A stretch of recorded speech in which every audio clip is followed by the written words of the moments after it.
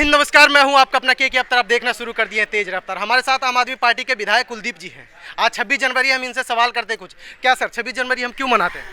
देखिए, पहले तो मैं सभी देशवासियों को गणतंत्र दिवस की बहुत बहुत शुभकामनाएं देता हूं। आपके चैनल के माध्यम से बहुत बहुत बधाई देता हूं। और आपका सवाल है हम क्यों मनाते हैं। बाबा साहब अम्बेडकर ने इस देश का कॉन्स्टिट्यूशन लिखा, बाबा साहब अम्बेडकर ने देश का संविधान लिखा, और संविधान के अंदर जो हमारे सारे नियम कानून हैं, वो संविधान जब लागू हुआ वो 26 जनवरी 1950 था। और उसके बाद से जब इस देश में संविधान लागू हुआ, उस दिन से इस देश में आधी आबादी महिलाओं को उनके अधिकार मिलने शुरू हो गए। इस देश के दबे कुचले लोगों को उनके अधिकार मिलने शुरू हो गए। इस देश के अंदर लोगों को वोट का अधिकार मिलना शुरू हो गया, जो उससे पहले लोगों के पास नहीं था। वोट के अधिकार से लोग अपनी सरकार चुनने लग गए, वो सरकार लोकतांत्रिक ढंग से काम करने लग गई। और वो इसे हम कहते हैं असली गणतंत्र, जहां पर जनता की बात हो, जहां लोगों की बात हो, जहां जन की बात हो। इस देश का अगर सबसे मजबूत कुछ है तो इस देश का लोकतंत्र है, इस देश का जनतंत्र है, इस देश का गणतंत्र है। लेकिन आज मुझे कहते हुए इस शुभ अवसर पर ये खेद हो रहा है कि इस देश के गणतंत्र को, इस देश के लोकतंत्र को, इस देश के जनतंत्र को और भारत के संविधान को आज कुछ ऐसी ताकतें हैं जो उस संविधान को कुचलना चाहती हैं। वो इसलिए कुचलना चाहती हैं क्योंकि ये संविधान सबकी बराबरी की बात करता है, सबकी समानता की बात करता है, सबके लिए न्याय की बात करता है, सबको बराबरी का अधिकार देता है। चाहे हिंदू हो, चाहे मुसलमान हो, चाहे सिख हो, चाहे ईसाई हो, चाहे बौद्ध हो, चाहे जैन हो, सबको बराबरी का अधिकार देकर बाबा साहब अम्बेडकर ने ये संविधान बनाया। और कुछ लोग केवल और केवल इस देश में धर्म की राजनीति करना चाहते हैं, जाति की राजनीति करना चाहते हैं, लोगों को आपस में लड़ाना चाहते हैं। और ये संविधान सबको बराबरी का हक अधिकार देता है। इसलिए हम सब लोग मिलकर इस देश का गणतंत्र दिवस मनाते हैं। और हम ये कहना चाहते हैं इस गणतंत्र दिवस के मौके पे कि अगर भारत के संविधान के साथ कोई छेड़छाड़ करने की कोशिश करेगा तो हम भारत के संविधान के साथ छेड़छाड़ नहीं करने देंगे, चाहे उसके लिए हमें किसी भी हद तक गुजरना पड़े। अच्छा सर, जैसा कि ये पता चला है कि जो केंद्र में बैठा सत्ताधारी वो इस चीज़ को पालन कर रहे हैं, संविधान के हिसाब से वो चल रहे हैं। वो संविधान के साथ कहाँ चल रहे हैं? मैंने कहा बाबा साहब ने लोगों को वोट का अधिकार दिया, उस वोट के सरकार चुनी जाती है, जनता के पास अधिकार होता है अपने प्रतिनिधि चुनने का, उसको वोट देने का, उसको बदलने का।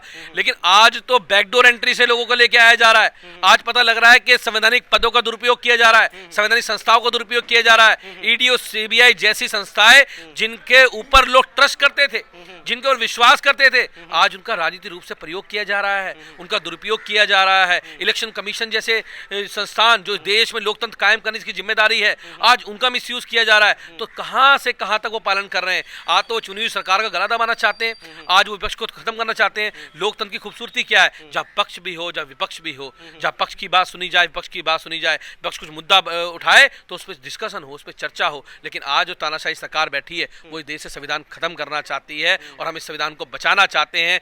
जीत संविधान बचाने वालों की होगी और हार उन लोगों की होगी जो संविधान को खत्म करना चाहते हैं। अच्छा, केंद्र में जो बैठे हुए हैं करीबन 10 सालों के अंदर में 250 से ज़्यादा संशोधन कर दिए हैं, ये क्या लगता है आपको, सही है या गलत है?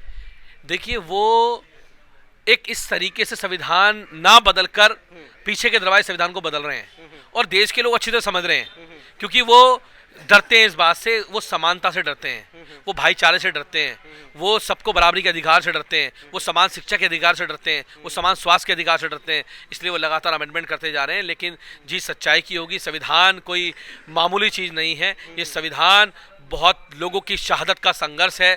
बहुत देश के वीर जवानों ने देश को आज़ाद कराने के लिए अपना संघर्ष किया है। उसके बाद इस देश को लोकतंत्र मिला है, इस देश को गणतंत्र मिला है, देश को स्वतंत्रता मिली, आज़ादी मिली। तो ये आज़ादी हम इतनी आसानी से जाने नहीं देंगे, ऐसे लोगों को उखाड़ के फेंकेंगे। अच्छा, संविधान से रिलेटेड तो सवाल हो गया सर। अभी पूरा भारत और पूरा विश्व राम राम में गूंज रहा है, आपको क्या लग रहा है सर, आप कैसे देख रहे हैं राम मंदिर को? देखिए, सबकी आस्था का विषय है। जो कोई राम को मानता है, कोई रहीम को मानता है, कोई गुरु नानक देव जी को मानता है, कोई गॉड को मानता है, कोई बाइबल को मानता है, कोई बौद्ध को मानता है, कोई जैन को मानता है। इस देश की विशेषता क्या है? इस देश की विशेषता यह है यहाँ अलग अलग रंग हैं, अलग अलग रूप हैं, अलग अलग राज्य हैं, अलग अलग भाषाएं हैं, अलग अलग धर्म हैं, उसके बाद भी सब एक हैं। यही तो हमारा प्यारा हिंदुस्तान है। तो ये हिंदुस्तान ऐसे ही बना रहे। इस देश में, इस धर्म में संविधान सबको अपने धर्म को मानने की आज़ादी देता है। जिसको राम अच्छे लगते हैं वो राम को मानेगा, जिसको रहीम अच्छे लगते हैं वो रहीम को मानेगा, जिसको गुरु नानक अच्छे लगते हैं गुरु नानक को मानेगा। सबको अपने धर्म को मानेगा, सब अपने धर्म को साथ लेके चले। ये देश की विशेषता है। आपके पास एविटेशन आया था सर वहाँ से?